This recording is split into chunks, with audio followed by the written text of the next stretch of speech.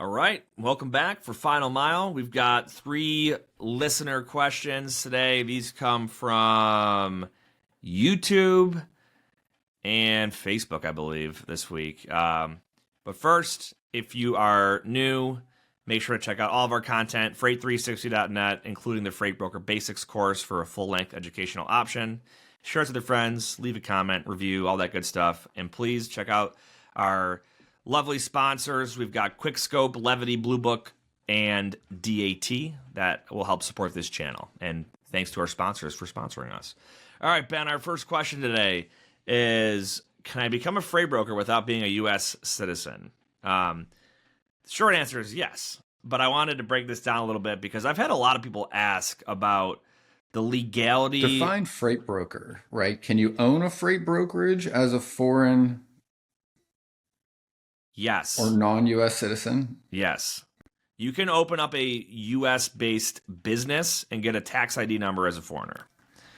Don't you need to have a green card or a visa in some ways? Most of the clients I've worked to either had visas or they had someone in the United States that was able to establish a bank account. I don't know how you do it if you are completely outside of the U.S., how that works. Well, you can be you can 1099 under a U.S. brokerage and run your brokerage agency as an that agent, way. for sure. You can be an employee as a foreigner. So, you're saying can they go get their authority? Can they get their authority? I think your authority is tied to a social, or hold on a second. Let me think here. Or a tax ID. Like, doesn't it have to be? Yeah, but you can get a tax. Now we're... Man, I picked a question. I don't know if we have the answer to it. I don't think you can necessarily establish, at least if there is a way, it is not straightforward to being able to have a U.S. bank account and an LLC in the United States. Well, let's look right here. The Unified Registration System right here. To get started, click here. Proceed. It takes you to they updated it. Login.gov. Ooh. So there you go. Well, in my experience, here's how I've seen most people do it. If they're outside the US, they're usually contracting as an agent for a licensed brokerage. And again, you're going to operate the same way. You're going to operate independently and run your book of business, and you just have a different, arrangement on the commission and who does what. But yeah, I mean, by no means do you have to be a U.S. citizen to work in freight brokerage. There's actually a lot of companies that intentionally use labor from different countries for various reasons. Excuse me. Obviously, cheaper cost is one, but there's a lot in like Mexico where you can get like dual, bilingual, and it's very effective. What do you got? So yes, as a 1099 agent, but this was the piece that I remembered. Okay, business structure and registration. You can register an LLC or a C Corp or S Corp in the US, but most non-US citizens opt for an LLC because it's simpler. However, you do need a registered agent with a U.S. address, and some states require additional documentation for foreign owners. So where you set your LLC up is dependent on the state because they're in a state, not in a national database. So each state has different requirements. Most require a registered agent with a U.S. address. And mostly that's for like legal reasons. Like if they sue somebody, they need somebody in the United States, I guess, to serve the papers to in some ways. But you would need a registered agent with that U.S. address. Now, an EIN or a tax ID, you need to open a U.S. bank account. Non-citizens can obtain an EIN from the IRS even if they don't have a social security number by filing a form SS4. Now, for the MC through the FMCSA, you can apply. That's not the issue. So getting your authority number doesn't have any additional steps. But then when you get into getting your bond, many non-U.S. citizens face challenges because getting a bond without U.S. credit history is very difficult. Yeah. But some bond companies will allow international applicants. And then the bank account becomes an issue, right? Because like you do need an EIN, which is a tax ID for your business from the IRS to be able to handle payments inside of the United States. So here's and I've done this for agents, and I just looked it up too, and it seems to check out. It should be the same for getting your own authority. There are companies, you can just Google it, like establishing a U.S. business for, as a foreigner. There are companies that will literally do everything for you. Yeah. They will get you a P.O. box. They will file your paperwork to get your tax ID number.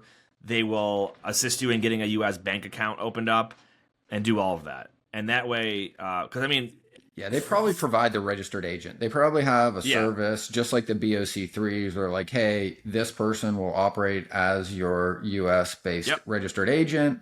And then once you have that, then it's easier to get the tax ID and get the bank account open. Because the hard part is the credit history for the bond really, and getting a bank account, which requires an EIN. And to get your LLC, you probably need somebody with a US address to be a registered agent. Every client I've worked with had a registered agent. There was someone in their company that operated as their agent in the United States. That address was applied for the LLC, and then to get the tax ID, and then they opened the bank account with that person and that business. There you go.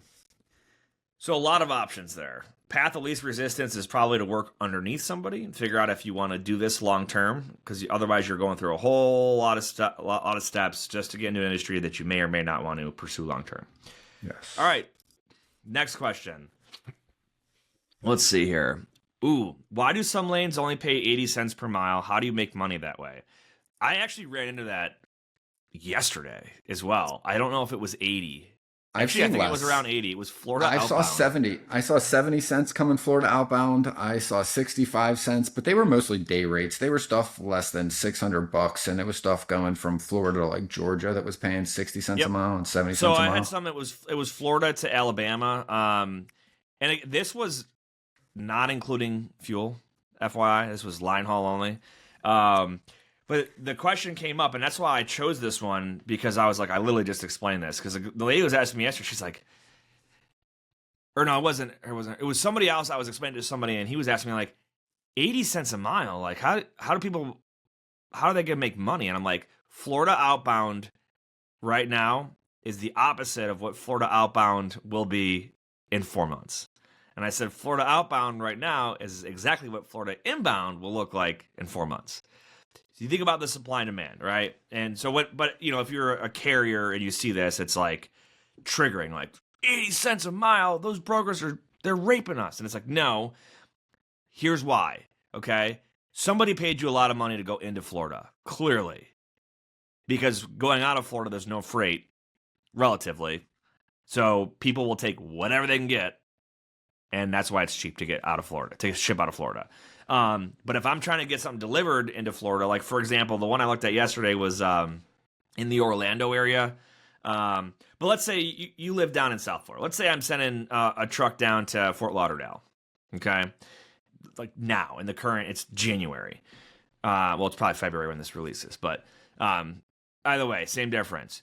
There is very, very little shipping out of Florida right now that I'm going to have to pay someone a lot of money to entice them, like probably $3.50 a mile to go down to Florida, knowing that they're going to probably either take cheap freight out or deadhead up to Georgia before they get some kind of load. And that is just supply and demand.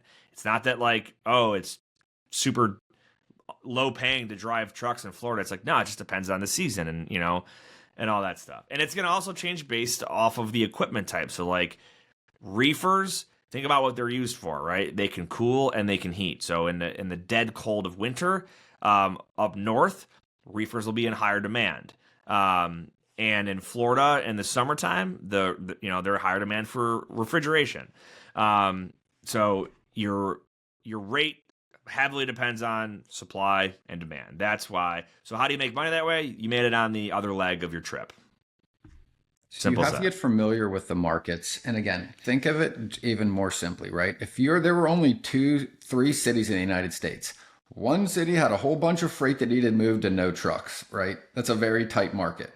If you are a truck there, you are going to make above market rates when you leave because there's more loads than there are trucks. So in theory, if it should be $2 a mile, you'd get like $3.50 a mile to take a load out of there. If you're going to another city that has no loads, but the company in that city you picked up from needs their load to go to Florida and there's no freight coming out of it, you're going to get paid maybe $3.50 to $4 a mile to go into Florida because they know they've got to pay you to incentivize you to go somewhere where you won't get any freight coming out. Yep. And if you go to a market that has just as many trucks and loads, you should theoretically be at like $2 a mile going in and $2 a mile going out, unless you're going to a market where there's nothing. That's why you pay above market rates to go to sometimes very rural areas in like South Dakota and Iowa, because there's not a lot of things made there that ship out of it. And then in markets where there's a lot and then a little, they go up and down, meaning the inbound rate never really gets to equilibrium. It'll be $4 to get in and 80 cents to go out, and then it'll flip, and then you'll get $4 to go out, and people will pay you 80 cents to come in because everybody wants to get down here to get the $4 a mile to leave, right? So they're always equilibrium. And the reason it's not just like super easy to keep in your head is all these cities and little markets have different loads that get made and need shipped out every day, and there's different amounts of trucks every day, so they go up and down and they change. So if like you really want to run a profitable trucking company, you got to familiarize yourself with like the heat map on DAT to see where are there more loads than their trucks. I will make more money if I can get my truck into that market. If they want to pay me to go into a market where there's no freight and a lot of trucks, I better get a lot of money to go there because I am going to have to leave empty or drive to the next state before I can find a real load that's going to pay me any money. Yep. And that's the whole way the entire thing functions from the trucking point of view. So if you guys don't have DAT, we have a link in our description to get you 10% off your first year. Check it out. But DAT IQ, their analytics tool, has a market conditions map. This thing is golden. You can look at inbound and outbound. So like right now, outbound, like your tight markets right now that are probably high paying going out of, like the New York City area, Chicago, Dallas, Houston, LA, Southern California, right? If I look at inbound, where is it tight? South Florida. Or not, where is it? Yes. It's considered a tight inbound market, meaning that exactly what we just outlined right there. It's going to be expensive to send someone there because there is not the amount of outbound freight versus the inbound. So, yeah, good stuff. Check that out. Use the link. Support your boys. All right, our last question. How do I handle a claim in a co-broker situation? I used another broker to book an LTL carrier, and the carrier caused damage at the receiver. I've had this happen. The answer is it depends. But this is very, very important when you're entering into a co-broker agreement. Have a contract, and part of that contract should be a clause that establishes the SOP in the event of a claim. All right. Standard procedure would be if I'm broker A and I'm giving my load to broker B, Ben, and Ben hires Steven Trucking Company. Okay. The standard would be, since Ben is hiring the truck, Ben should handle the claim. And that's how I've always done it. And I've literally had an LTL one that happened where we used Global Trans and the carrier knocked something over, like spilled something at the receiver. Global Trans will file the claim on the carrier to make my customer whole. But it's important to have that conversation because who cares the most about the claim? It's my customer, so I really care about it for them. Ben, does he care about the claim as much?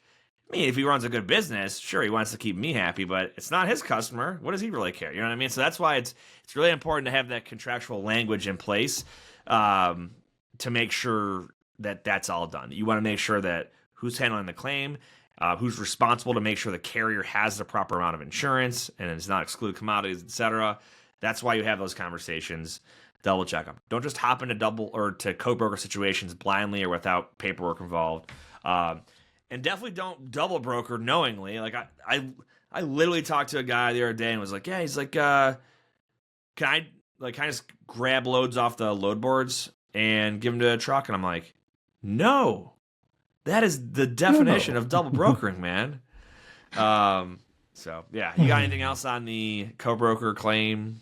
I don't, but you really, just to point out, like you got to make sure you look at the contract on the co-broker to see who's responsible for handling the claim, because in most scenarios that I've seen in practice, the customer to the person that asked this question is going to expect you to be responsible for it because you're the one they're doing business with.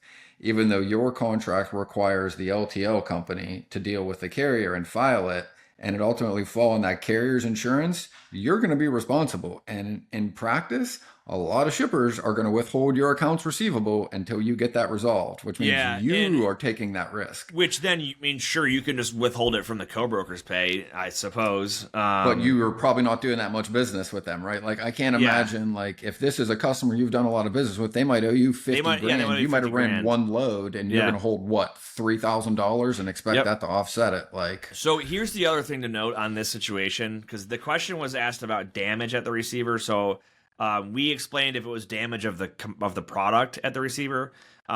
Let's say, because I've had this happen, let's say they physically damage the property at the receiver, or the shipper for that matter. I've had both happen. I've had the driver hits something and damages it. I've had driver hits a power line pulling in. So these are interesting ones. Like, a carrier's insurance, like their auto policy covers damage. Like, same thing if they crashed into someone else, right? So it will happen. But I had one that was like, it was $500 in damage, and literally the easiest way to get it settled was like the owner operator just like settled it like via cash to the receiver, because he like hit something and dinged it up, and he's like, I'm not gonna file my insurance. It's cheaper to just pay you out of my pocket than to have my rates go up. So yeah, those are interesting when something little like that happens. I've also had like the shipper or the receiver puts a forklift tie in through the side of the van. It's like side of the trailer. Those are wild. Yeah, you get those weird disputes, because then you're like, well, who covers it? It was the shipper was loading me. Do they have an insurance policy that's going to pay me? Do they have to sue them for it? Like, it gets messy. So anyway, hope that this stuff doesn't happen to you. But and the reality is, claims and stuff will happen. So good questions. Appreciate you guys sending them in. All right, Ben, final thoughts. What do you got? Whether you believe you can or believe you can't, you're right. And until next time, fly, Eagles, fly, and go Bills.